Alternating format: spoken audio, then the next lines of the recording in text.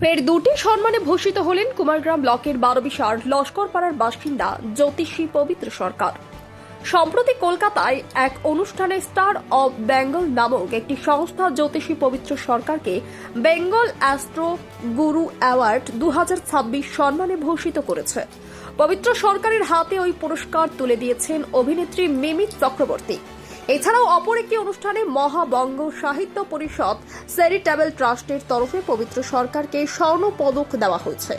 কলকাতায় সংস্থার কর্মকর্তারা পবিত্রবাবুর হাতে পুরস্কার তুলে দেন। উল্লেখ্য, এর আগে গত ফেব্রুয়ারি মাসে কলকাতায় অনুষ্ঠিত ওন পণ্ডিত বৈদিক অ্যান্ড অ্যাস্ট্রো একাডেমির চতুর্থ বার্ষিক সম্মেলনী সভায় পবিত্র সরকারকে 2026 সালের বঙ্গ জ্যোতিষ রত্ন ও ধর্মরত্ন সম্মানে ভূষিত করা হয়েছিল।